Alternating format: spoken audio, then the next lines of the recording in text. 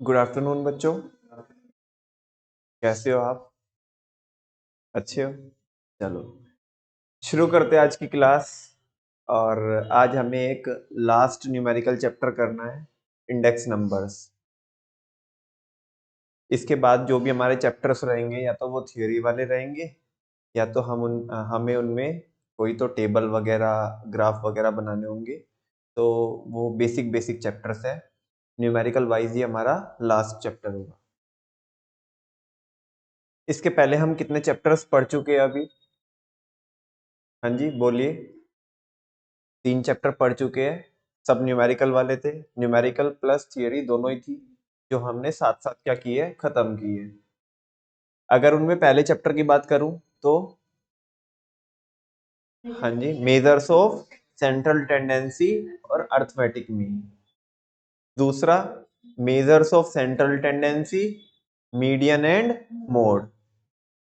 Dispersion फिर हमने पढ़ा नहीं था, बिकॉज वो सीबीएसई हटा चुकी है, उसे बाद में देखेंगे। ठीक है ना। और उसके बाद हमने पढ़ा बच्चों मेजर्स ऑफ कोरिलेशन। 3 चैप्टर हम ये पढ़ चुके हैं और बहुत ज्यादा कवरेज रखते हैं आपके 11th के एग्जामिनेशन में, तीनों चैप्टर। इनफैक्ट ये भी, मतलब ये मान के चलो आप 60% ये 4 चैप्टर और बाकी 40% जितने भी बचे हुए चैप्टर है वो सब। ठीक है, शुरू करते हैं इंडेक्स नंबर से। नमन भैया, चलो मीन मीडियन मोड तक रहती थी बात तो समझ में आती थी। फिर बात चल के किस पे आई? कोरिलेशन पे। उसे भी किसी ना किसी तरीके से हमने झेला। लेकिन अब ये क्या फरमान लाए हो आप नया? Index numbers. बच्चों, हम एक फास्ट चेंजिंग एनवायरनमेंट में जी रहे हैं और आज का दौर बहुत ज्यादा डायनेमिक है। डायनेमिक समझते हो आप?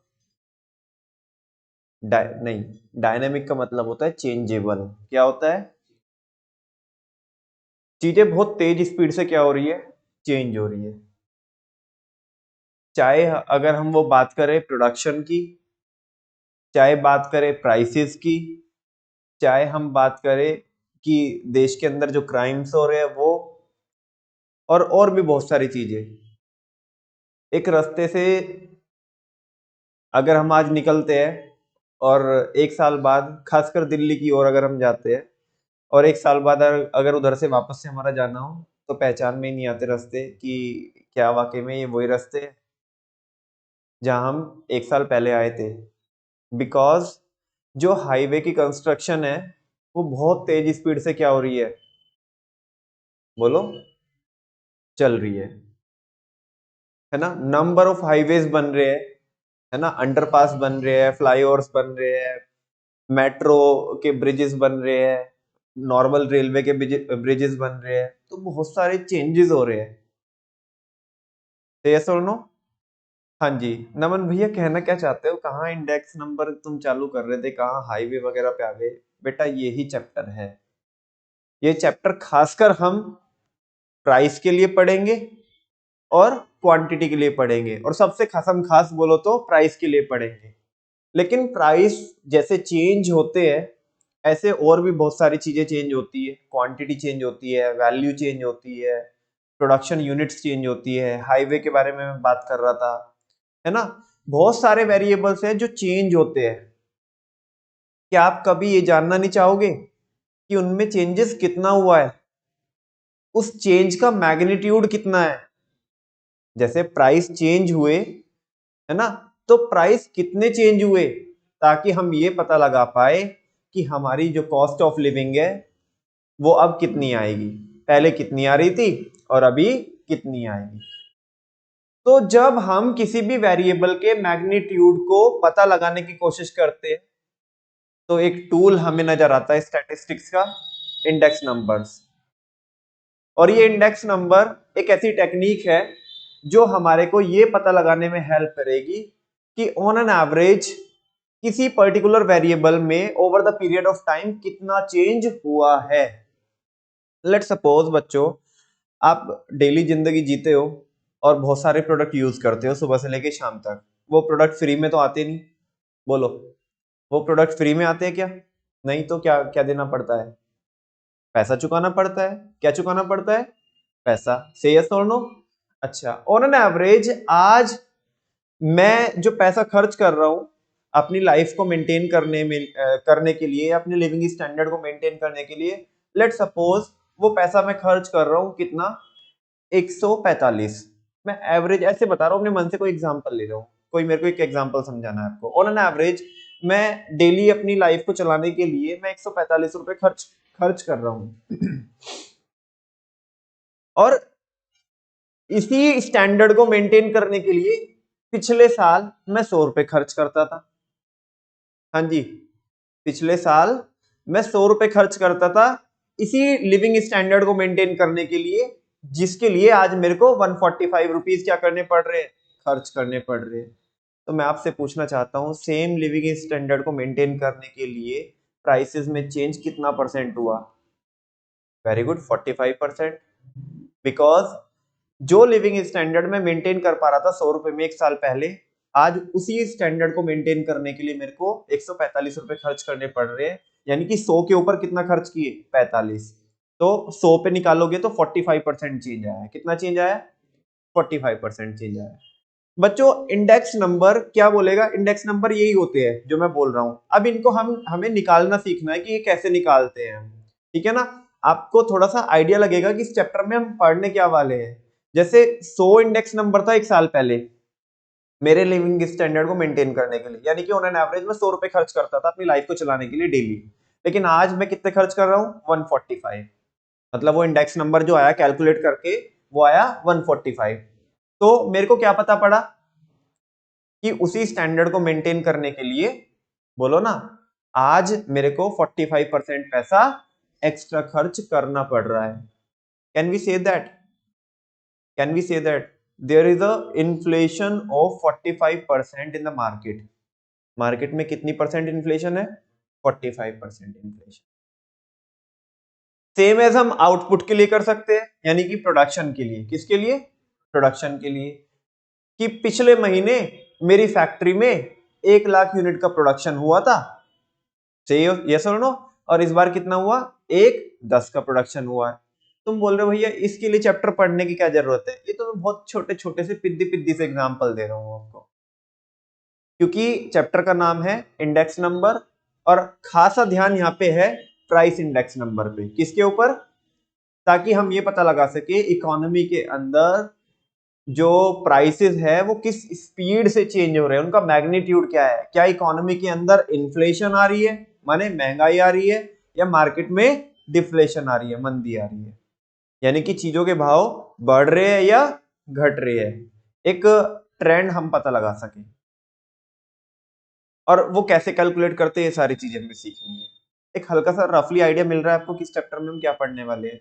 जैसे कोरिलेशन में अपन लोग क्या पढ़ते हैं कि दो सेट ऑफ डेटा के बीच में क्या रिलेशनशिप है और कितना स्ट्रॉन्ग रिलेशनशिप है। यस और नो? ऐसे मीन मीडियन मोड को पढ़ने का भी कुछ ना कुछ मकसद था, वो रिपीट तो कर नहीं रहा हूं मैं, अभी उधर नहीं जा रहा हूं। अभी क्या पढ़ाने का है? Index number. तो एक रफ आइडिया अगर आपको बच्चों लग गया हो तो मैं चालू करता हूं आज की क्लास इंट्रोडक्शन के साथ। डन का मैसेज दो तो पढ़ना शुरू करूं। आ रहा है कुछ समझ में? Very good. Introduction. We are living in a fast changing economy.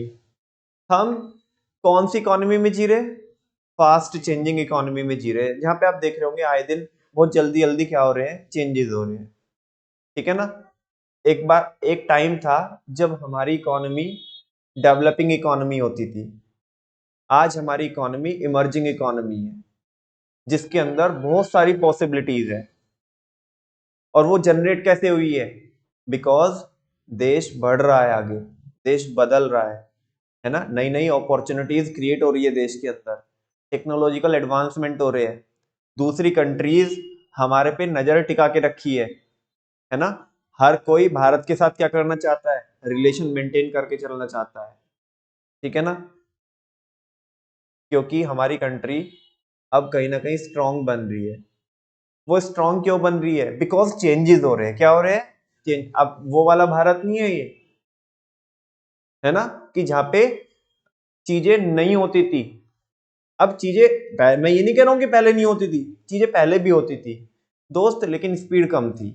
अब हमारे पास एक ट्रैक है ना, और उस ट्रैक पे हमारे पास स्पीड भी है, तो अब चीजें तेज स्पीड से हो रही है। चीजें पहले भी होती थी, लेकिन पहले हमें विरासत में जो इकोनॉमी मिली थी, है ना, वो बहुत अच्छी इकोनॉमी नहीं मिली थी। हमें लूटा गया था अंग्रेजों के द्वारा, ब्रिटिशर्स ने हमें बर्बाद किया बहुत बुरी तरीके से। ये सारा कुछ तो आप 12th क्लास में पढ़ेंगे। लेकिन क्योंकि जब हम बर्बाद हुए थे, तो हमें अपने आप को रिवाइव करना था, इनफैक्ट अपनी ग्रोथ को इंश्योर करना था। तो शुरुआत में बेटा जो स्पीड रहती है वो कम रहती है, ऐसे नहीं कि धुआंधार स्पीड से हम भागने लगे। आज हमारे पास एक बेस है, एक ट्रैक है, और आज हमें स्पीड तेज दिखती है, लोग हमें पूछते हैं आज, ठीक है ना। तो ऐसे दौर में जी रहे हैं हम। Changes in the economy have their own impact on the level of economic activities. Economy में अगर कोई भी क्या होते हैं, चेंजेस होते हैं, तो उनका अपना एक खुद का इम्पैक्ट होता है। किसके ऊपर? इकोनॉमिक एक्टिविटीज के ऊपर। जैसे प्राइसेस अगर बढ़ते हैं, प्राइसेस चेंज होते हैं, तो उनका इकोनॉमिक एक्टिविटीज के ऊपर फर्क होता है। सारे बच्चों को पता है, माइक्रो इकोनॉमिक्स पढ़ के आए हैं, लॉ ऑफ डिमांड पढ़ के आए हैं आप, कि अगर प्राइसेस बढ़ते हैं तो इकोनॉमी के अंदर डिमांड कम होती है, और प्राइस अगर कम होंगे तो डिमांड बढ़ेगी। तो कह रहे हैं कि हर एक चीज के चेंज होने का इकोनॉमी के ऊपर, इकोनॉमिक एक्टिविटी के ऊपर अपना खुद का इंपैक्ट होता है। इनकम के ऊपर अलग फर्क पड़ता है, एम्प्लॉयमेंट के ऊपर फर्क पड़ता है। और बच्चों, जैसे जैसे हम 11th के सिलेबस को रैप अप कर रहे हैं, तो शुरुआत कहीं ना कहीं किसकी हो रही है? 12th की। आज तक हमने बहुत ज्यादा बातें नहीं की किसके बारे में? इनकम के बारे में और एम्प्लॉयमेंट के बारे में, बिकॉज वो मैक्रो इकोनॉमिक्स का हमारा क्या है? सिलेबस है। यस और नो? तो वो कह रहे हैं कि इनकम के ऊपर फर्क पड़ता है, एम्प्लॉयमेंट के ऊपर फर्क पड़ता है, पॉजिटिव भी पड़ सकता है और नेगेटिव भी पड़ सकता है। कैसे? अगर क्या होगा, प्राइसेस क्या होंगे? बढ़ेंगे। हल्का सा आइडिया देता हूं आपको, एक रफ आइडिया देता हूं। प्राइसेस बढ़ेंगे तो क्या होगा? डिमांड कम होएगी, और जब डिमांड कम होएगी तो लोग पैसा नहीं कमा पाएंगे, क्योंकि जब मार्केट में डिमांड ही नहीं है तो हम बेच भी नहीं पाएंगे, और जब बेच नहीं पाएंगे तो पैसा नहीं कमा पाएंगे। तो इनकम के ऊपर फर्क पड़ता है और नेगेटिव फर्क पड़ रहा है डिमांड ना होने का। यस और नो?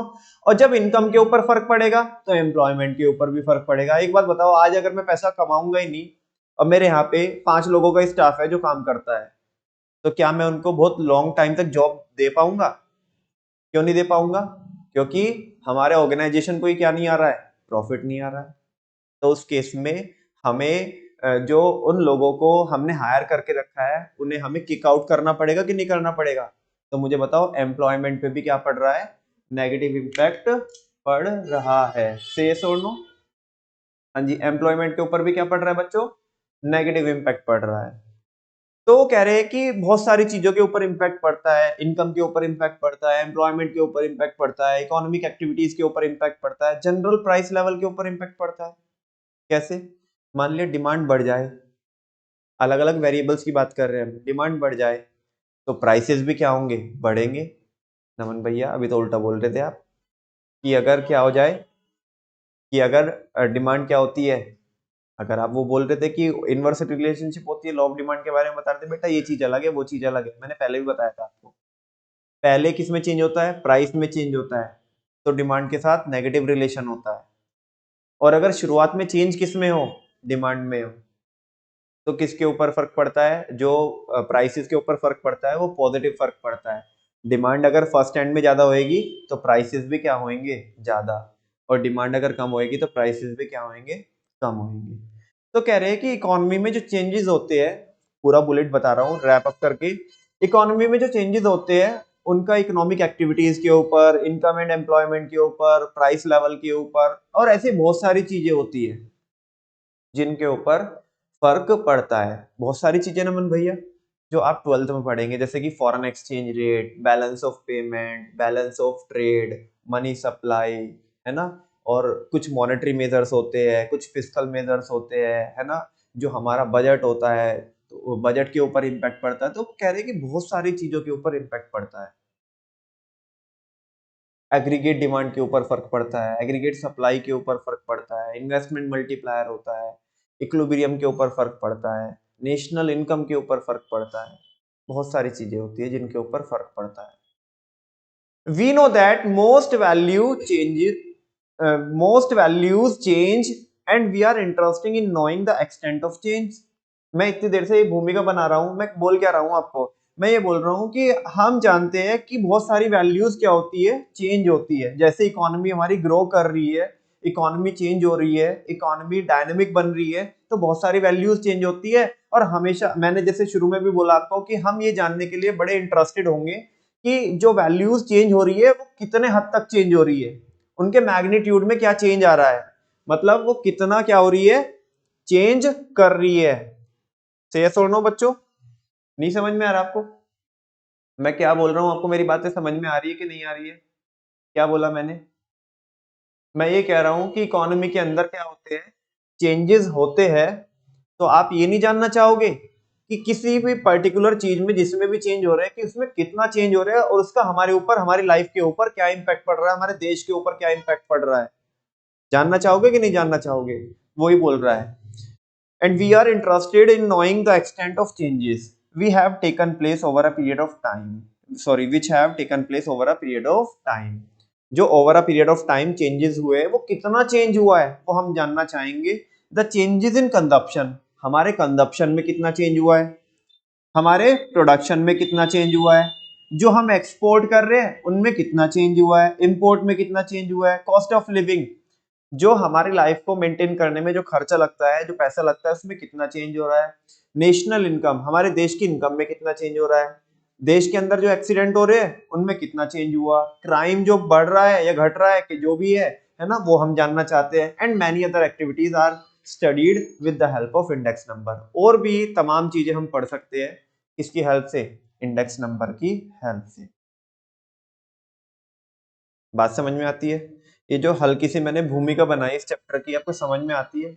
हल्का सा एक रफ आइडिया लग रहा है कि क्या पढ़ने वाले हैं हम इसमें?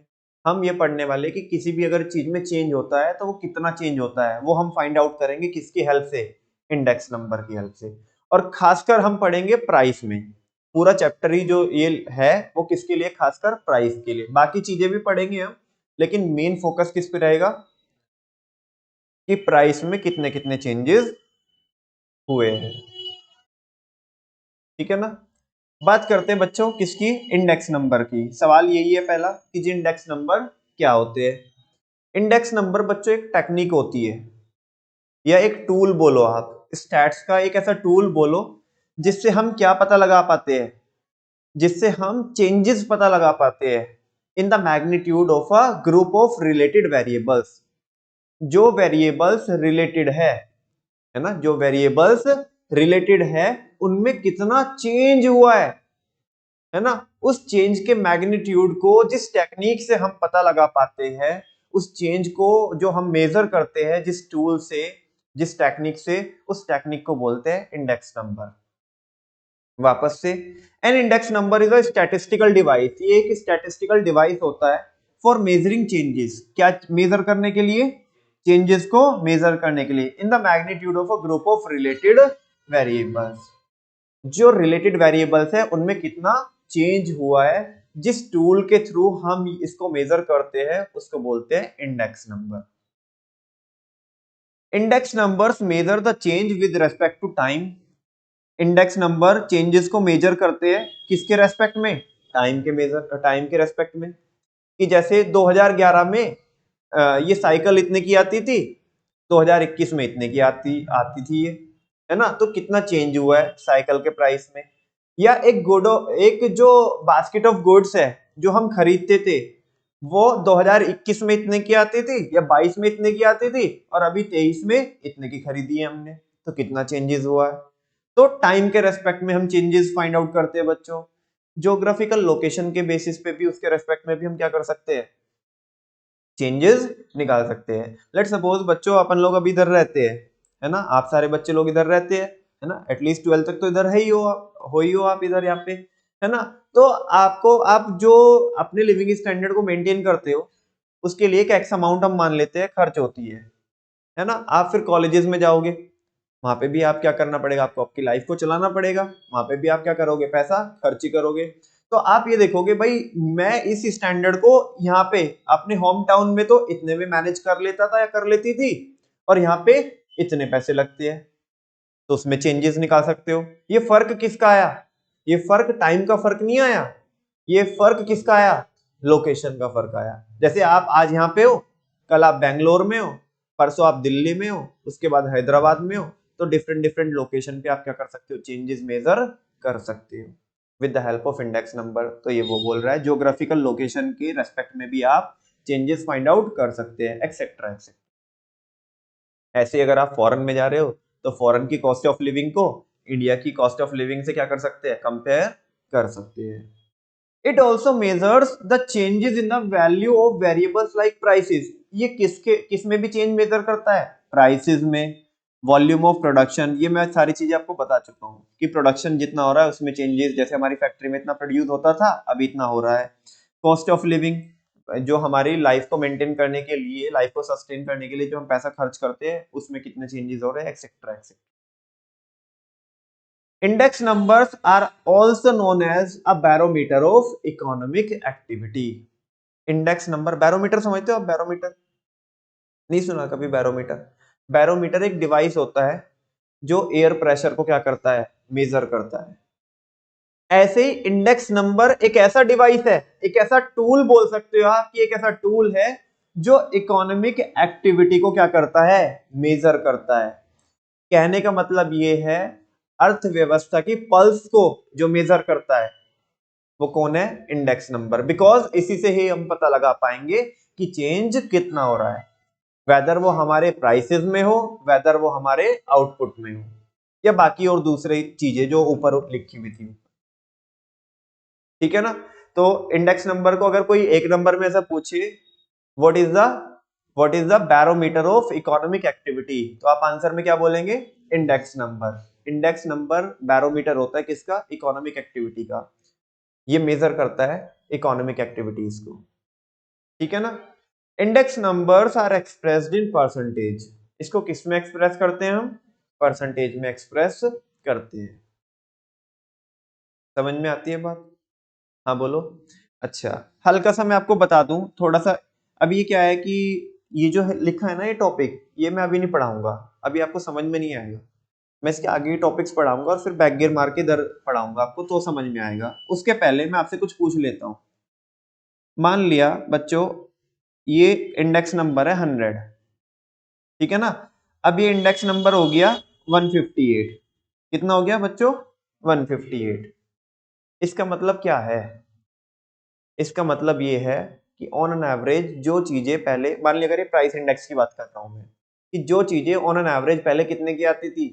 100 रुपए की आती थी, वो अब कितने की आती है? 158 की आती है। तो आप बता सकते हो देश के अंदर महंगाई हुई है, मंदी हुई है? महंगाई हुई है, यानी कि इन्फ्लेशन आई है। कितने परसेंट से? 58% से। 100 के ऊपर जितना भी नंबर जाएगा ये, वो क्या है? वो किसको रिप्रेजेंट कर रहा है? इन्फ्लेशन को। किसको रिप्रेजेंट कर रहा है? मान लिया अगर ये ऐसा रहा, 100 से ये 225 हो गया, हाँ जी, तो यानी कि जो चीज 100 की आती थी वो कितने की आ रही है? 225 की आ रही है। अगर ये 100 से ऐसा हो जाता है 86, तो मार्केट में क्या आई है? डिफ्लेशन आई है। चीजों के रेट क्या हुए हैं? दाम घटे हैं। जो चीज ऑन एन एवरेज 100 रुपए की आती थी वो अब कितने की आती है? ऐसा बहुत कम होता है। ठीक है ना? जनरली इकोनॉमी के अंदर इन्फ्लेशन ही रहती है। समझ में आ रही है? प्राइसेस बढ़ते ही है, घटते नहीं है। कह रहे मूड ऑफ हो गया? मुझे लगा ये कह रहे हो कि मूड ऑफ हो गया कि प्राइस कम होते नहीं है। हाँ जी, मुझे बताओ जितनी बातें मैंने अभी तक बताई आपको, आपको समझ में आती है? आगे चल सकते हैं। ये टॉपिक को तो अभी बच्चों छोड़ दो। ये टॉपिक है problems in the construction of index numbers. Index number को कंस्ट्रक्ट करने में प्रॉब्लम क्या आती है? अगर मैं अभी से पढ़ाने बैठ जाऊंगा ना तो 3-4 क्लास लगेगी और तुम्हारे हाथ पल्ले कुछ लगेगा नहीं, क्योंकि अभी तक तो बस हमें यही पता है कि सारी जितनी भी मैंने गाथा गाई उससे तुम्हें बस इतना ही समझ में आया कि कुछ तो चेंजेस निकालते हैं। भाई नटशेल में तो ये समझ में आया ना कि कुछ तो ये ऐसी टेक्निक है जिससे क्या पता चलता है? हमें चेंजेस पता चलते हैं कि किसी भी चीज में अगर हमें हमारे को चेंज निकालना है तो वो कैसे निकालते हैं, मतलब कैसे नहीं, वो पता चलता है इससे। कैसे निकालते हैं वो तो अभी बताऊंगा मैं, तब जाके ये समझ में आएगा तुम्हें। भाई पहले वो चीज तो पता चले कि वो चीज है क्या, उसे निकालते कैसे, फाइंड आउट कैसे करते हैं। प्रॉब्लम तो तभी समझ में आएंगी कि उसको कंस्ट्रक्ट करने के दौरान क्या प्रॉब्लम आती है। अब मैं पहले प्रॉब्लम बताने लगू, चीज मैंने बताई नहीं, तुम कह रहे अपने आप में यही प्रॉब्लम है, ठीक है ना। तो सबसे पहले वो चीजें पढ़ लेते हैं कि जो हमें एक्चुअल में यहाँ पे पढ़नी है, देन फिर हम कम बैक करेंगे इस टॉपिक पे, ठीक है जी। चलते जाओ चलते जाओ चलते जाओ और यहाँ पे आ जाओ। ये क्या है, टाइप्स ऑफ इंडेक्स नंबर्स। बच्चों बहुत सिंपल, बहुत आसान। Price index numbers, quantity index number और value index number. Price index number क्या बताते हैं, प्राइस में चेंज कितना हुआ है। क्वांटिटी इंडेक्स नंबर क्या बताते हैं, क्वांटिटी में चेंज कितना हुआ है। और सारे बच्चों को बहुत अच्छे से पता होगा, मैं तो क्या ही बताऊंगा आपको, मेरी तो औकात है क्या मैं आपको समझाऊं। प्राइस मल्टीप्लाई बाय क्वांटिटी क्या होता है, बोल दो ना। प्राइस मल्टीप्लाई बाय क्वांटिटी करके क्या निकलती है, एक वैल्यू निकलता है, नंबर अमाउंट निकलती है ना, क्या निकलती है, अमाउंट निकलेगी। यस और नो। तो उसको हम बोल रहे हैं वैल्यू। क्या बोल रहे हैं, वैल्यू में कितना चेंज हुआ है वो क्या होगा, वैल्यू इंडेक्स नंबर। और जो वैल्यू इंडेक्स नंबर होगा, वैल्यू में चेंज दोनों ही तरीके से हो सकता है, प्राइस की वजह से भी हो सकता है और क्वांटिटी की वजह से भी हो सकता है। तो वो तो कंबाइंड बताती है कि वैल्यू में कितना चेंज हो रहा है। लेकिन प्राइस इंडेक्स नंबर केवल प्राइस चेंज की बात करता है, क्वांटिटी इंडेक्स नंबर केवल क्वांटिटी की बात करता है। और ज्ञान के देवी और देवता यहाँ पे है, बिजनेस स्टडीज आपने बहुत अच्छे से पढ़ी हुई है। हंस रहे हो तुम तो यार, सारे बच्चों को पता है। वहां पे हम मार्केट का क्लासिफिकेशन पढ़ते हैं, एटलीस्ट इतना तो पढ़ा ही होगा आपने फर्स्ट चैप्टर में। हाँ जी, होलसेल मार्केट और रिटेल मार्केट। पता नहीं मन सा क्यों कर रहा है कि पूछ लो, एक क्वेश्चन पूछ लो कि होलसेल मार्केट क्या होती है, रिटेल मार्केट क्या होती है, आसिफ भाई साहब। हाँ जी।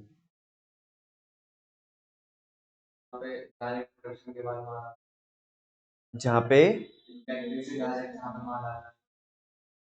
वो तो डिस्ट्रीब्यूटर वगैरह नहीं होते,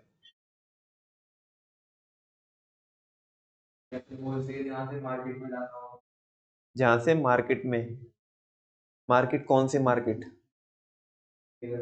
रिटेलर वगैरह के पास जाता है। वेरी गुड, कुछ हद तक आए आप पास। सूचित बात को पूरी करोगे। What do mean by wholesale market, मैं भी होलसेल प्राइस की बात नहीं कर रहा हूँ।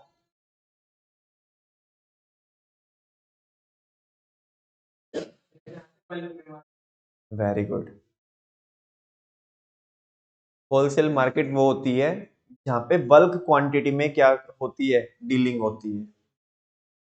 अब वो कह रहा है कि बल्क क्या होती है, बल्क मतलब बड़ी क्वांटिटी में। हम होलसेलर है और एक भाभी आई हमारे पास, हम बैग में, ये जो होते हैं ना स्कूल बैग्स, मान लिया हम उनके होलसेलर है। और एक भाभी आई कि भैया हमें अपने बच्चे के लिए, फोर्थ क्लास में हमारा बच्चा, हमें एक बैग चाहिए। हमने बोला भाभी जी माफ करिएगा, हमें, हम इसमें एक एक क्वांटिटी में डील नहीं करते, चिल्लो पिल्लो में डील नहीं करते हम। ये देखो इधर बहुत सारे अंकल बैठे ना अंदर, किसी का 1500 बैग का ऑर्डर है, किसी का 5000 बैग का ऑर्डर है ना। ऐसी ऐसी क्वांटिटी में डील करना हो तो कभी हमें याद कीजिएगा। लेकिन आज हम आपसे माफी चाहेंगे, यस और नो। बिकॉज हम कौन है, अपन लोग होलसेलर है। कौन है, होलसेलर है जो बड़ी क्वांटिटी में, बल्क क्वांटिटी में डील करता है। तो फिर रिटेलर कौन होता है, बोलो, जो स्मॉल स्मॉल क्वांटिटी में क्या करता है, डील करता है। एक क्वांटिटी चाहिए तो वो भी मिल जाएगी, है ना। दो क्वांटिटी, 5 10 जो चाहिए वो मिल जाएगी। तो यस और नो, वो होता है रिटेलर। कौन होता है। अच्छा, अब बात करते हैं होलसेल प्राइस की और रिटेल प्राइस की। होलसेल प्राइस कौन होंगे, वो कम तो होंगे, चलो वो तो सही बात है। लेकिन होलसेल प्राइस क्या होते हैं, जिस प्राइस पर होलसेल डील करता है, जिस प्राइस पर बल्क में क्वांटिटी में डीलिंग होती है, वो होलसेल प्राइस होता है। और जिस प्राइस पर सिंगल सिंगल क्वांटिटी भी क्या हो जाएगी, उसमें हम डीलिंग कर लेंगे, तो वो क्या रहेगा, रिटेल प्राइस रहेगा। हाँ बोलो, तुम आम जिंदगी में होलसेलर से डील करते हो एज अ कस्टमर, या रिटेलर से डील करते हो, रिटेलर से। और तुम्हारी कॉस्ट ऑफ लिविंग पे क्या फर्क पड़ा, है ना। तुम्हें अगर ये निकालना है तो तुम किससे निकालोगे, बोलो किससे निकालोगे तुम, रिटेल प्राइस इंडेक्स से। किससे निकालोगे, रिटेल प्राइस इंडेक्स से। बिकॉज नॉर्मली जो तुम क्या करते हो, नॉर्मली जो तुम गुड्स परचेज करते हो वो रिटेल में परचेज करके लेके आते हो। लेकिन अगर हमें इकोनॉमी के पॉइंट ऑफ व्यू से देखना हो, सुनो ना, अगर हमें किसके पॉइंट ऑफ व्यू से देखना हो, इकोनॉमी के पॉइंट ऑफ व्यू से देखना हो, तो वहां पे हम किसको यूज करते हैं, होलसेल प्राइस इंडेक्स को यूज करते हैं चेंजेस देखने के लिए। बिकॉज होलसेल मार्केट में चेंज होते हैं तो किस में भी चेंज होंगे, रिटेल मार्केट में भी क्या होंगे, चेंज होंगे। आमतौर पर जैसे अभी कोई तो बता रहा था बच्चा, यहाँ पे मैं रिपीट नहीं करता हूँ, आंसर आ जाएगा, वरना जनरली होलसेल के प्राइस कम रहते हैं कि रिटेल के प्राइस कम रहते हैं। अरे भैया इतने तो हमें, है ना, छपरी मत सोचो, इतना तो पता है हमें किसके प्राइस कम होते हैं, वाई होलसेल, बिकॉज वहां पे ज्यादा क्वांटिटी में क्या होती है, डीलिंग होती है, तो वो सस्ता पड़ता है। अच्छा, होलसेलर के कस्टमर कौन होते होंगे, वेरी गुड, रिटेलर कौन होते होंगे, और रिटेलर के कस्टमर कौन होते हैं, हम और आप जैसे कस्टमर, यस और नो, या कंज्यूमर आप बोल सकते हो, ठीक है। खैर, तो बच्चों प्राइस इंडेक्स नंबर भी दो तरीके के होते हैं, होलसेल प्राइस इंडेक्स नंबर और रिटेल प्राइस इंडेक्स नंबर। बहुत सिंपल, बहुत आसान। जहां पे हमें होलसेल के प्राइसेस में चेंजेस मेजर करने हो तो हम क्या लगाएंगे, होलसेल प्राइस इंडेक्स नंबर लगाएंगे। और जब हमें रिटेल प्राइस में क्या करना हो, चेंजेस को मेजर करना हो, तो हम रिटेल प्राइस इंडेक्स नंबर का यूज करेंगे। बात समझ में आती है। मुझे बताओ इंडेक्स नंबर कितने टाइप के होते हैं, तीन टाइप के होते हैं। पहला प्राइस इंडेक्स नंबर, दूसरा क्वांटिटी इंडेक्स नंबर, और तीसरा वैल्यू इंडेक्स नंबर। प्राइस के कितने बच्चे होते हैं, दो, एक होलसेल बच्चा और एक रिटेल बच्चा, ठीक है ना।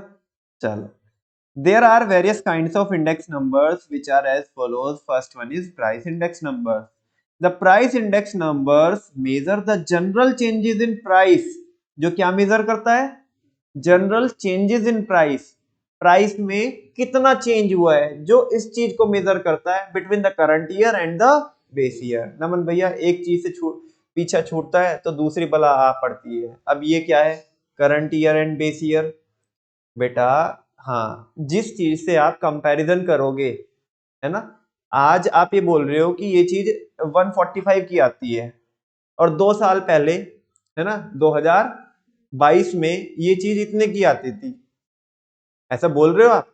तो आज के जो प्राइस देख रहे हो आप, वो कब के प्राइस है, वो करंट ईयर के प्राइस है। और जो 2 साल पहले के प्राइस बोल रहे हो आप 2022 के, बोलो ना, वो बेस ईयर के प्राइस है। बेस के साथ ही तो करंट का क्या करोगे आप, कंपैरिजन करोगे। तो बच्चे लोगों आपको 2 ईयर चाहिए यहाँ पे, एक बेस ईयर और एक करंट ईयर। जब आप 2 ईयर के प्राइसेस में चेंजेस को मेजर करते हो तो उसको बोलते हैं price index number.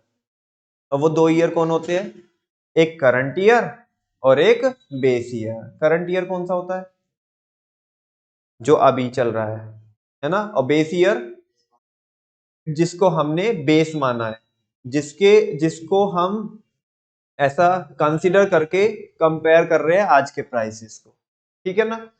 When percentage changes in prices are different for different commodities, जब जो परसेंटेज चेंजेस होते हैं किसमें, प्राइस में, वो डिफरेंट होते हैं अलग अलग कमोडिटीज के लिए, then the price index help in representing these changes by a single numerical value. मैं बताता हूँ क्या बोल रहा है। देश के अंदर बच्चों एक प्रोडक्ट मिलता है या लाखों करोड़ों प्रोडक्ट मिलते हैं, तो लाखों करोड़ों प्रोडक्ट के लिए आप क्या कीजिएगा, ऐसे प्राइस निकालिएगा, प्राइस इंडेक्स निकालिएगा, इसमें कितना चेंज आया, इसमें कितना चेंज आया, इसमें कितना चेंज आया, इसमें कितना चेंज आया। तुम्हें क्या पता पड़ेगा कि तुम्हारी जिंदगी पे क्या फर्क पड़ रहा है। आधी जिंदगी तो तुमने ये निकालने में लगा दी कि इसमें कितना चेंज आया। हाँ बोलो ना।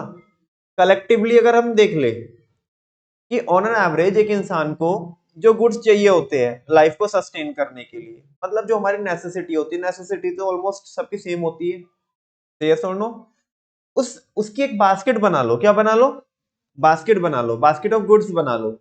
और वो बास्केट पहले कितने की आती थी, अभी कितने की आती है, और एक हमें एक सिंगल नंबर पता लग जाएगा। तो उससे हम डिसीजन मेकिंग भी कर पाएंगे कि भाई ये गुड्स की बास्केट पहले इतने की आती थी, अभी इतने की आती है, तो हमारी लाइफ के ऊपर ये इम्पैक्ट पड़ा। और आप इंडिविजुअली इंडिविजुअली निकालोगे तो बस आधी जिंदगी उन्हें कैलकुलेट करने में निकल जाएगी, तुम्हें ये नहीं पता पड़ेगा कि इसका हमारे ऊपर इम्पैक्ट क्या पड़ा है। समझ में आ रही है बात? वापस से पढ़ना क्या लिखा है, अग्री में पढ़ो आप एक बार।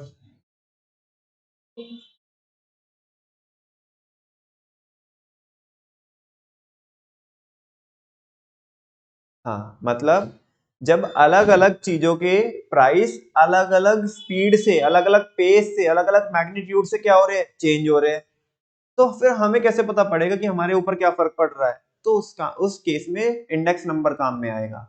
इंडेक्स नंबर से आप क्या कर लो, एक सिंगल वैल्यू निकाल लो। क्या निकाल लो? सिंगल वैल्यू निकाल लो। वही मैंने सिखाई नहीं आपको निकालनी, अभी निकालोगे तो पता पड़ जाएगा आपको। एक सिंगल वैल्यू निकाल लो और उसके बेसिस पर डिसीजन ले लो कि हमारी लाइफ के ऊपर क्या इंपैक्ट पड़ रहा है। तो ये वो बोल रहा है, ठीक है ना। आगे, there are two types of price index number. Price index number भी कितने टाइप के होते हैं? दो टाइप के होते हैं, होलसेल प्राइस इंडेक्स नंबर्स और दूसरा रिटेल प्राइस इंडेक्स नंबर्स। पहला अगर हम बात करें किसकी, होलसेल प्राइस इंडेक्स नंबर्स की, तो वो क्या होता है, it reflect the general price level for a group of items taken as a whole. वो कह रहे हैं कि ये किसमें चेंजेस को मेजर करता है, ये जनरल प्राइस लेवल किन चीजों के, of a group of item, किसका, group of item taken as a whole. मतलब कई सारी आइटम को इकट्ठा ले लो आप और उनमें जब चेंजेस मेजर करते हो तो वो होती है wholesale price index number. In India it is the most popular price index.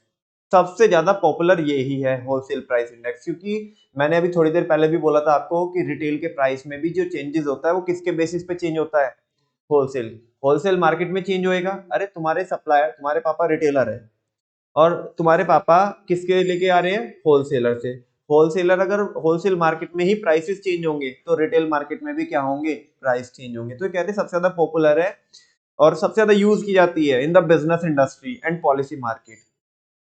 Business में या पॉलिसीज फ्रेम करने के लिए सबसे ज्यादा होलसेल प्राइस इंडेक्स ही यूज किया जाता है, बिकॉज चेंजेस ही यहीं पे होते हैं। होलसेल मार्केट तय करती है कि रिटेल मार्केट के रेट क्या रहेंगे। It act as an indicator of the rate of inflation. एक नंबर का क्वेश्चन पूछ सकता है आपसे कि बताओ इंडिकेटर इन्फ्लेशन का कौन होता है, तो आप आंसर क्या बोलेंगे, होलसेल प्राइस इंडेक्स। क्या बोलेंगे, होलसेल प्राइस इंडेक्स। क्योंकि देश के अंदर महंगाई आ रही है कि नहीं आ रही है वो किससे पता चलेगा आपको, होलसेल मार्केट से। किससे पता चलेगा, होलसेल मार्केट से, क्योंकि प्राइसेस में जो चेंजेस होगा सबसे पहले वहीं पे होगा। ठीक है, आगे बात करते हैं किसकी, रिटेल प्राइस इंडेक्स नंबर्स की। It reflect the general changes in the retail prices. ये किस में चेंजेस को रिफ्लेक्ट करता है, रिटेल प्राइसेस को, of various items including food, housing, clothing and so on. कि हम खाने पे कितना खर्च कर रहे थे, ठीक है ना, हाउस पे रहने में, अकोमोडेशन में कितना खर्च कर रहे थे, क्लोथिंग में कितना खर्च कर रहे थे, और भी तमाम चीजें। ठीक है ना, आगे, the consumer price index is a special type of retail price index. बच्चों आगे चल करके हम एक क्या पढ़ेंगे, सीपीआई पढ़ेंगे, consumer price index. Consumer price index एक स्पेशल टाइप की क्या होती है, रिटेल प्राइस इंडेक्स होती है। अब उसके बारे में, रिटेल में और कंज्यूमर में थोड़ा सा फर्क होता है, एक थिन लाइन डिफरेंस होता है। आधे लोगों को तो पता भी नहीं होता कि दोनों में फर्क भी होता है, कि रिटेल में और कंज्यूमर में एक थिन लाइन डिफरेंस होता है, वो हम बाद में देखेंगे। तो कह रहा है कि जो कंज्यूमर प्राइस इंडेक्स होती है वो एक किसका ही बच्चा होती है, रिटेल प्राइस इंडेक्स से एक बच्चा होती है, which is a primary measure of the cost of living in the country. अगर आपको कॉस्ट ऑफ लिविंग पता लगानी है कि कॉस्ट ऑफ लिविंग में क्या चेंज आ रहा है, तो आप किससे पता लगाएंगे, टू द अप्रोप्रिएट, किससे पता लगाएंगे, कंज्यूमर प्राइस इंडेक्स। किससे पता लगाएंगे, अब ध्यान से सुनो, मैंने आपको तीन वन वन मार्क के क्वेश्चन बताए, one marker question. Barometer of economic activity किसको बोलते हैं, इंडेक्स नंबर को, है ना। और इंडिकेटर इन्फ्लेशन का किसे बोलते हैं, होलसेल प्राइस इंडेक्स को। और कॉस्ट ऑफ लिविंग को जो मेजर करता है वो कौन करता है, कंज्यूमर प्राइस इंडेक्स। बात समझ में आ रही है, यस और नो। तीन क्वेश्चन ये याद रह जाएंगे आपको, एक एक नंबर में आपको पूछे जा सकते हैं, ठीक है ना। सबसे पहले बात करते हैं बच्चों क्वांटिटी इंडेक्स नंबर की। किसकी बात करते हैं, क्वांटिटी इंडेक्स नंबर की। ठीक है, नहीं आपके क्यों से, मतलब पहले पढ़े हुए आपने, नहीं मतलब इसके क्वांटिटी इंडेक्स नंबर के, वो 2-3 फॉर्मूला है ना, लेस्पियर्स का फॉर्मूला है, पाशे का फॉर्मूला है, जिसको अजीबोगरीब ढंग से प्रोनाउंस करते हैं, है ना। चलो खैर कोई बात नहीं। Quantity index numbers. अच्छा एक बात बताओ, हाँ जी फिशर भी है, जान दो क्या लिखा है वहां पे। नमन भैया ऐसे कैसे बात बनेगी? अरे बेटा हम हैं तो बता तो रहे हैं, रुक तो जाओ आप, इतने उतावले काहे हो रहे हो। हमारी फैक्ट्री में पिछले महीने 1000 यूनिट का प्रोडक्शन हुआ। कितनी यूनिट का प्रोडक्शन हुआ? 1000 यूनिट का प्रोडक्शन हुआ। और इस बार जो हमने क्लोजिंग करी, इस बार जो हमने क्लोजिंग करी वो कितनी करी? 1500 यूनिट की क्लोजिंग करी। कितने की क्लोजिंग करी? 1500 यूनिट की क्लोजिंग करी हमने। तो हमें इंडेक्स नंबर कंस्ट्रक्ट करना है। क्या कंस्ट्रक्ट करना है? Index number. अगर मैं आपको नॉर्मली पूछूं, नॉर्मली, तो आप क्या बोलो? अगर मैं इंक्रीमेंट की बात करूं कि प्रोडक्शन कितने परसेंट से इंक्रीज हुआ है? Very good. 500% से? 500% से? बेटा 1000 पे है, वो जो नंबर पूछे थे मैंने वो 100 पे। Very good. कितना परसेंट से चेंज हुआ है? एक बार को तो अग्रिमा भी सहम गई कि ये चल क्या रहा है। बेटा 1000 पे 500 का चेंज हुआ है। भाई पहले 1000 यूनिट का प्रोडक्शन हो रहा था, अभी कितनी यूनिट का प्रोडक्शन हो रहा है? 1500 का। तो 1000 का कितना परसेंट इंक्रीज हुआ है? 50%। तो 1500 आ गया। हाँ बोलो। इसका हमें इंडेक्स नंबर कंस्ट्रक्ट करना है। ध्यान से सुनना, मुझे इसमें बताओ करंट कौन है और बेस कौन है? बोलो ना, करंट कौन है और बेस कौन है? ये तो क्या है? करंट क्वांटिटी है। से यस और नो? Current quantity. अब बेस क्वांटिटी कौन है? ये बेस क्वांटिटी है। हाँ बोलो। और हमें क्या कंस्ट्रक्ट करना है? Index number. तो बच्चों पिछले महीने कितना प्रोडक्शन किया था? 1000 यूनिट का। इस बार कितना प्रोडक्शन किया? 1500 यूनिट का, और मल्टीप्लाइड बाय 100। कर सकते हो सॉल्व? कितना आएगा ये? 1 2 3, 1 2 3, और ये कितना आया? 150। कितना आया? 150। तुम्हें पता पड़ रहा है क्या कहना चाहता है 150? ये 150 कुछ बोल रहा है आपको। इसकी चीख पुकार सुन रही है क्या? नहीं सुन रही है? मैं बताता हूँ।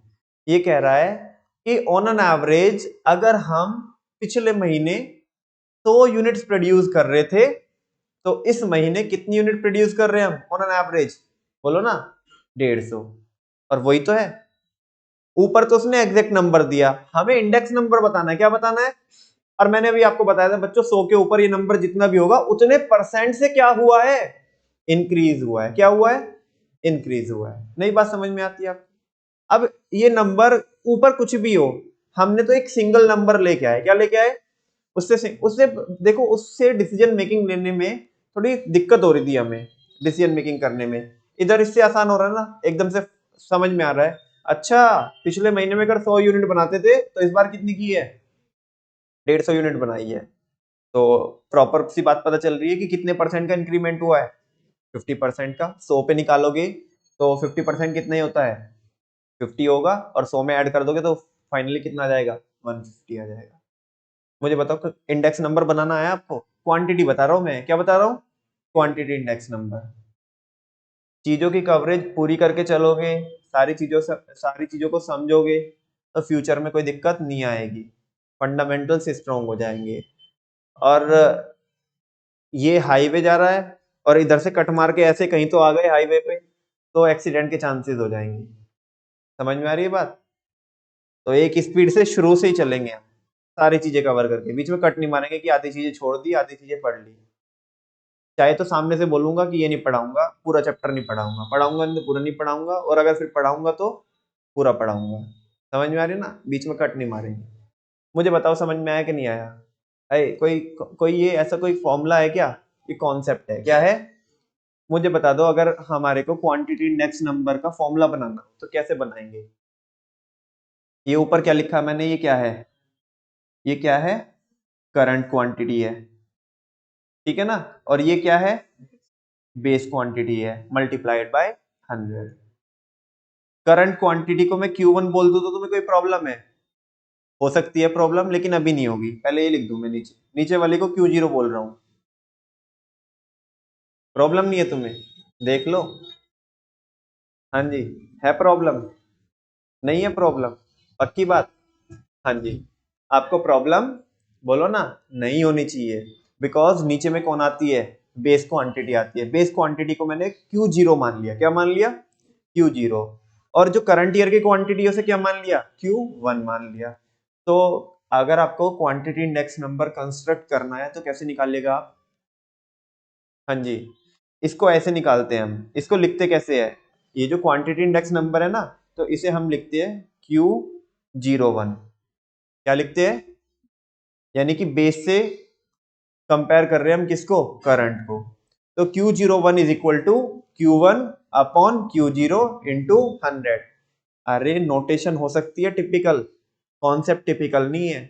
लिखने का तरीका, ये चीजों को हार्ड ऐसे तो बनाते हैं, तुम्हें लगेगा ओ भाई कुछ तो लिखा है, Q01 is equal to Q1 upon Q0 into 100, ठीक है ना। ये तो बहुत टिपिकल सा कॉन्सेप्ट लग रहा है। अबे कुछ नहीं है भाई, कुछ नहीं है ना। चीजों को सिंप्लीफाई भी किया जा सकता है। बोलो, बातें समझ में आती है क्या मेरी आपको, क्या मैं गाने गा रहा हूँ? आती है समझ में? इधर देखो क्या लिखा है। हाँ जी, ये समझ में आता है कि आपको? इस पे मत जाना अभी। ये क्या है, वो कुछ तो बोलते हैं इसको। इस पे मत जाना। हंसते हैं सारे बच्चे। क्या बोलते हैं इसको, बताना। नहीं, अच्छे से ईमानदारी से बोल के बताना क्या बोलते हैं, ईमानदारी से। है ईमानदारी से, ये तो तुमने बेईमानी से बोला। ईमानदारी से, तो ईमानदारी से क्या बोलते हैं? हाँ जी, कौन सा? अच्छा, लेस्प्रे। स्प्रे ही बोल दो इससे अच्छा तो। चलो, हाँ जी, केवल पहले वाला देखना। अभी मैंने दूसरा समझाया भी नहीं आपको, लेस पियर्स मेथड आपको मैंने नहीं समझाया ना, पाशे समझाया। ठीक है ना? ठीक है, चलो फिलहाल थियरी पढ़ते हैं बच्चे लोगों इसकी। वो कह रहा है the quantity index numbers measure the average change in quantities. जो क्वांटिटी इंडेक्स नंबर होते हैं वो किसमें, किसके चेंज को मेजर करते हैं, एवरेज चेंज इन क्वांटिटीज, की क्वांटिटीज में कितना चेंज हुआ है। अरे वही तो बना के दिखाया मैंने आपको। ऑन एन एवरेज पिछले महीने हम 100 यूनिट का प्रोडक्शन कर रहे थे, तो इस बार कितने का कर रहे हैं, 150 का, है ना। वो एक क्या है, एक इंडिकेटर है। इंडिकेटर है किसका, चेंज का। और वो प्रॉपर प्रॉपर नंबर क्या थे कि पिछले महीने हम 1000 जीन्स का प्रोडक्शन कर रहे थे और इस बार इस महीने में कितना किया हमने, 1500। तो इसका मतलब वही तो है, 50% से क्या हुआ है, चेंज हुआ है। ठीक है ना। बस वो एक सिंगल छोटे नंबर की हेल्प से दिखाते हैं। 100 को बेस मान के हम क्या करते हैं, एक नंबर निकालते हैं, उसी को बोलते हैं index number. And enable us to compare changes, और ये हमें हेल्प करता है चेंजेस को मेजर करने में इन द फिजिकल क्वांटिटी। किसमें, physical quantity of goods produced, consumed और सोल्ड। अब वो कुछ भी हो सकता है। जो मैंने वो 1000 और 1500 का आपको नंबर दिया, अगर मैं मैन्युफैक्चरर हूं तो वो मेरे लिए क्या बन जाएगा, गुड्स प्रोड्यूस बन जाएगा। तुम अगर कोई कोई प्रोडक्ट की 1000 यूनिट्स कंज्यूम करते थे और अब तुम्हें लत लग चुकी है और तुम कितनी कंज्यूम करते हो, 1500, तो वो यूनिट्स कंज्यूम्ड बन जाएगी तुम्हारे लिए। कोई ट्रेडर को जाके पूछोगे, वो बोलेगा कि मैं पिछले महीने 1000 यूनिट बेचता था, इस महीने मैंने कितनी बेची है, बोलो 1500 की क्लोजिंग की है मैंने, तो उसके लिए वो क्वांटिटी सोल्ड बन जाएगी। सही है और नो? वो तो अलग अलग जिसके एंगल से देखते हैं तो उसके एंगल से देखना पड़ेगा, बाकी बेस में तो एक ही कॉन्सेप्ट चल रहा है ना। बिल्कुल सही बात है। The level of physical output in an economy can be easily studied by this type of index number. देश के अंदर कितना फिजिकल आउटपुट क्या हो रहा है, प्रोड्यूस हो रहा है, इसको हम समझ सकते हैं किसकी हेल्प से, इंडेक्स नंबर की हेल्प से। कौन से इंडेक्स नंबर की हेल्प से, क्वांटिटी इंडेक्स नंबर की हेल्प से। Quantity index numbers are also known as, क्यों क्यों क्यों, वॉल्यूम इंडेक्स नंबर क्यों बोलते हैं इसे, बिकॉज क्वांटिटी का सिनोनियम क्या होता है, वॉल्यूम। क्वांटिटी का सिनोनियम क्या होता है, वॉल्यूम। कि भाई कितना वॉल्यूम प्रोड्यूस कर रहे हैं, कितनी क्वांटिटी हम क्या कर रहे हैं, प्रोड्यूस कर रहे हैं, कितना नंबर प्रोड्यूस कर रहे हैं, तो वो चीज है। This can be calculated as under. इसको हम कैसे कैलकुलेट कर सकते हैं बच्चों, Q01 इज इक्वल टू, अब ये क्या है नमन भैया, sigma Q1 upon sigma Q0 into 100। आपने तो क्या बताया हमें, Q1 अपॉन Q0 इंटू 100 बताया आपने, तो वो केवल एक के लिए है। अगर हम बहुत सारी चीजें प्रोड्यूस करते हैं तो उस केस में क्या करना पड़ेगा, हमें सिग्मा करना पड़ेगा। क्या करना पड़ेगा कि भाई इसकी इतनी इतनी इतनी इतनी यूनिट हम पिछले महीने बनाते थे, सबका टोटल करो, इन सब की इतनी इतनी इतनी इतनी यूनिट हम इस बार बनाते हैं, उनका सिग्मा करो, ऊपर करंट वाला रखो, नीचे बेस से तो कंपेयर करेंगे, बेस से करंट को कंपेयर कर रहे हैं, है ना, एक फैक्टर निकल के आएगा। और वो फैक्टर को हमें, क्योंकि अभी हमने बोला था ना, देखो बच्चे लोगों, हमने अभी बोला था कि इंडेक्स नंबर को, ऊपर थियरी में तो आया था कि इंडेक्स नंबर को हम परसेंटेज में एक्सप्रेस करते हैं। किस में एक्सप्रेस करते हैं, कायदे से तो काम तो हमारा यहीं पे हो गया, लेकिन हमें उसे परसेंटेज में क्या किया, एक्सप्रेस किया, मल्टीप्लाई किससे करके, 100 से करके। तभी तो वो हमें पता पड़ा, वो जो मेरा नंबर 150 आया था कि भाई कंप्लीट परसेंट 100 रहती है, और वो आया 150, इसका मतलब 150% है, तो ऊपर कितना चेंज आया, 50%। तो ये और नो, इसका कोई क्वेश्चन देखता हूं, चलो है क्या यहाँ पे, या अभी इसका कोई क्वेश्चन नहीं है। क्वेश्चन चलो बाद में देख लेंगे, फिलहाल ये बताता हूं आपको। क्वांटिटी इंडेक्स नंबर का बच्चों कौन सा मेथड है, लेस्पियर मेथड है। कौन सा मेथड है, लेस्पियर्स मेथड है। और वो क्या बोलता है, वो बोलता है Q01 is equal to sigma Q1 into P0 upon Q0 into P0 into 100। हाँ जी, रट लो ना, ये रट लो ना, हाँ बोल दो ना, बोलो ना, रट लो ना, रटोगे कि समझोगे, समझेंगे। और ये एक बार इसे देखना, नीचे वाले को देखना, पाशे मेथड को देखना, ईमानदारी का नाम क्या है इसका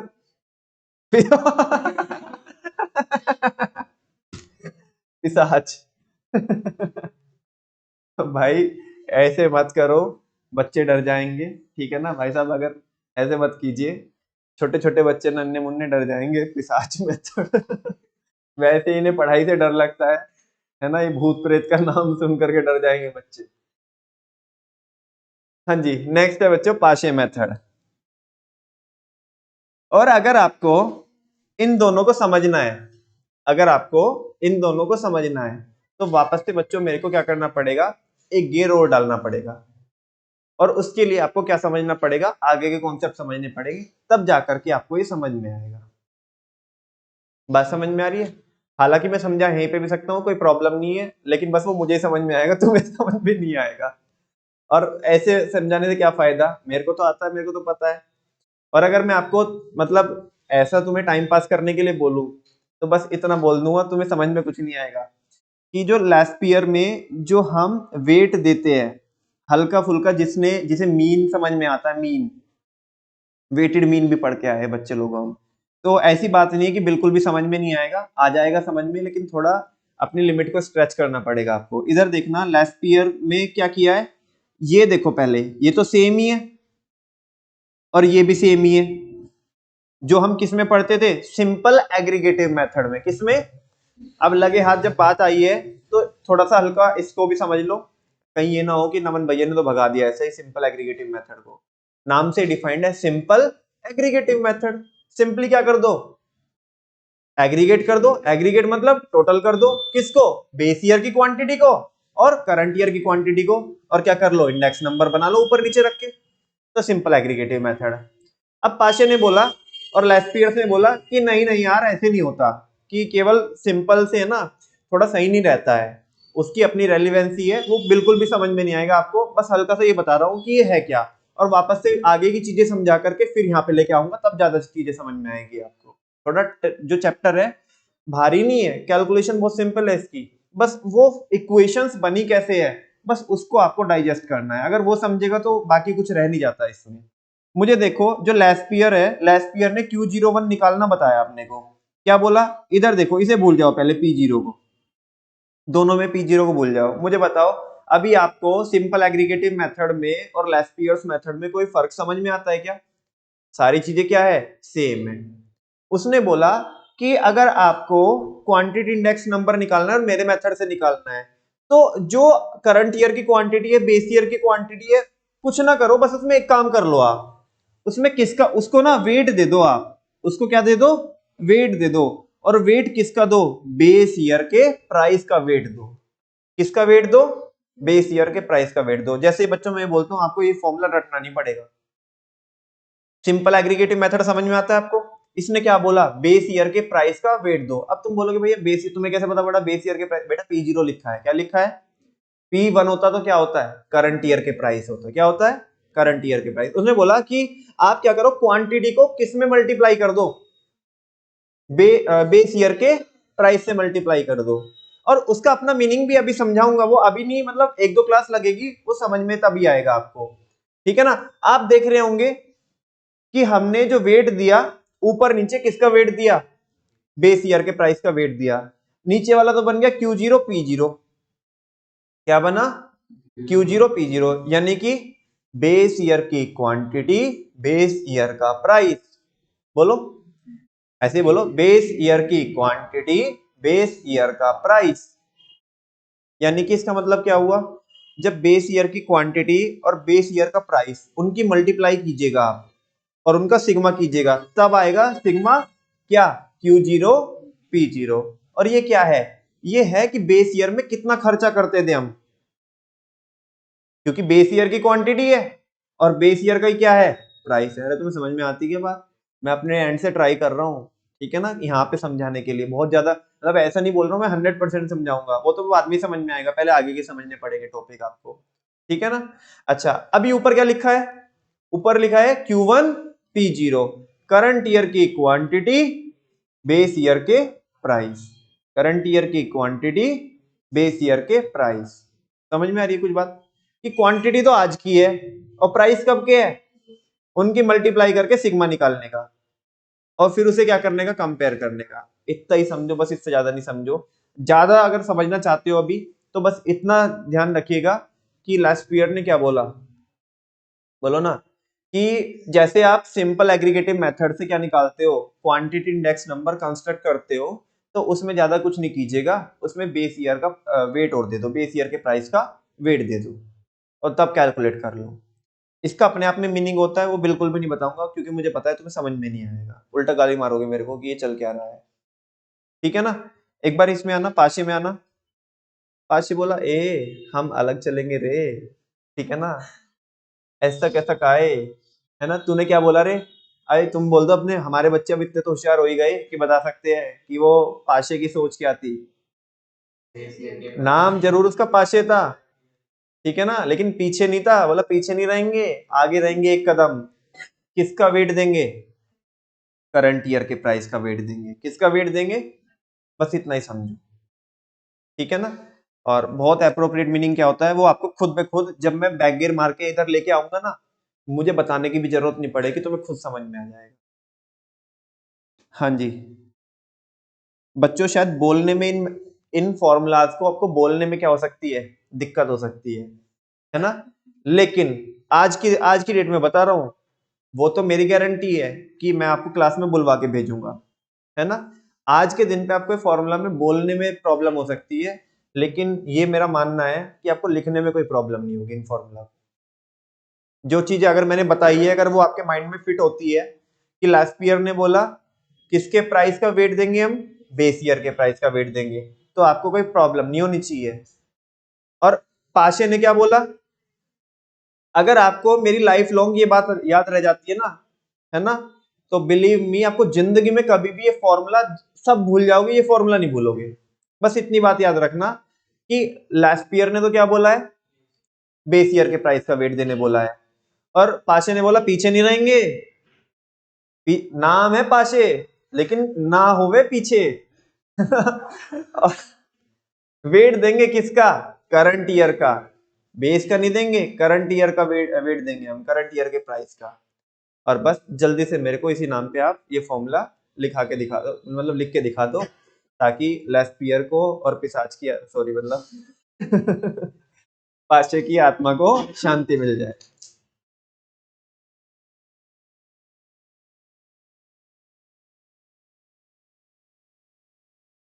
स्क्रीन से हटा दूं या चीटिंग नहीं करोगे आप, चलो हटा ही देते हैं।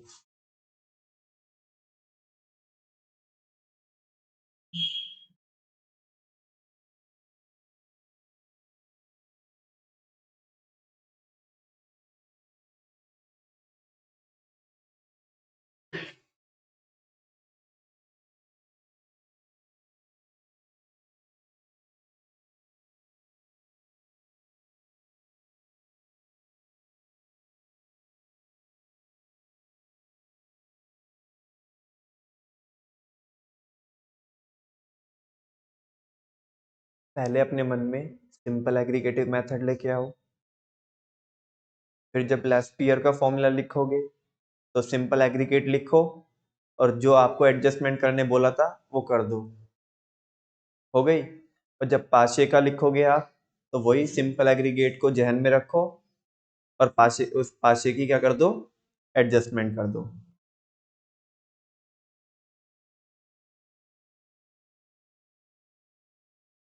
स्क्रीन लगा दें हम, सारे बच्चे चेक करो कि कहाँ पे मिस्टेक की है आपने। नमन भैया इतने नेगेटिव क्यों हो यार, हम कहाँ मिस्टेक करेंगे, सही लिखा है हमने बिल्कुल। कर लो फिर भी चेक, सही लिखा है ना, बराबर, कोई प्रॉब्लम तो नहीं है। आज की क्लास के लिए बच्चों हम इतने रखेंगे, कल हम पढ़ेंगे आगे की चीजें। और ऐसे फिशर का भी एक मेथड है, बस इसमें थोड़ा सा दिक्कत जाए, वो कुछ नहीं है, वो ऐसा होता है ना, फिशर ये क्या है ना, फिशर को क्या है ना कि इसको थोड़ा अपना नाम करना था। इन्हें बोला सुनो ना, शाम के टाइम क्या होता है, कभी कभी ऐसा होता है कि हमारे घर पे ब्रेकफास्ट की कुछ तो मम्मी बनाती है ब्रेकफास्ट में, और फिर लंच में कुछ तो बनाती है, और वो शाम को फिर दोनों कुछ कुछ थोड़ा थोड़ा क्वांटिटी बच जाती है और शाम को एक तीसरी नई डिश क्या होती है, तैयार होती है, सबका घोल जो होता है मिला के, है ना, और मम्मी कहती है बेटा आज ये खा के देख, बहुत बढ़िया। ये फिशर भी वही है, ठीक है ना। आप देख रहे होंगे बच्चों, कुछ नहीं है यार, इसने बोला ना तेरी ना मेरी, साला तू तू तेरा और ये इसका, दोनों को उठा के मल्टीप्लाई करके क्या कर दो, अंडर रूट कर दो, तुम देख लो वही है। देख लो पहले वाला अगर फ्रैक्शन देखोगे आप, ये किसका मसाला है, लेस्पियर का। ये किसका मसाला है, बोला दोनों को भिड़ाओ आपस में, मल्टीप्लाई कीजिएगा और उठा के दोनों को क्या कर दो, अंडर रूट कर दो, मल्टीप्लाई बाय 100 तो करते ही है। ये बन गया फिशर का, जिंदगी भर नहीं भूलोगे, ठीक है ना। मैं पहले डिस्क्लेमर दे रहा हूं, मैंने कुछ भी नहीं समझाया आपको, कुछ भी नहीं समझाया, जस्ट मैंने आपके माइंड में हल्का सा फॉर्मूले का एक जो वो है ना बेस होता है वो तैयार किया है, कि उसने क्या बोल के ऐसा फॉर्मूला बनाया, उसने क्या बोल के फॉर्मूला बनाया, ए फिशर ने आके सबका वो घोल मिलाया और नया मसाला तैयार, नई डिश तैयार की, वैसा। उसका मीनिंग क्या होता है, मीनिंग बिल्कुल भी मैंने नहीं बताया, मीनिंग शायद हम कल की क्लास में पढ़ ले, ठीक है ना। हाँ कल की क्लास में पढ़ लेंगे बच्चों, एक बार वैल्यू बताने के बाद आपको वैल्यू भी बाद में ही समझ में आएगा। असली टॉपिक देखो ये है, ये जो थर्ड टॉपिक दिख रहा है ना आपको, methods of constructing price index number, एक बार मैं सीक्वेंस में कल चालू करूंगा और ये पूरा पढ़ाऊंगा, और उसके बाद बैक गियर में जितने भी हमारे टॉपिक छूटे रहेंगे ना वो सारे कंप्लीट कर लेंगे, और बस ये मानो फिर आपका 50% चैप्टर क्या हो जाएगा, कंप्लीट हो जाएगा। ये काफी मतलब ठीक ठाक है ये वाला टॉपिक, ऐसा नहीं है कि आज मैंने बोल दिया आज शुरू किया तो 50% कल ही खत्म हो जाएगा, टाइम लगेगा, ठीक है ना। आई होप आपको कुछ तो इंटरेस्टिंग लग रहा होगा ये, है ना, भले ही समझ में कुछ ना आ रहा हो लेकिन इंटरेस्टिंग तो लग रहा होगा। Thank you very much.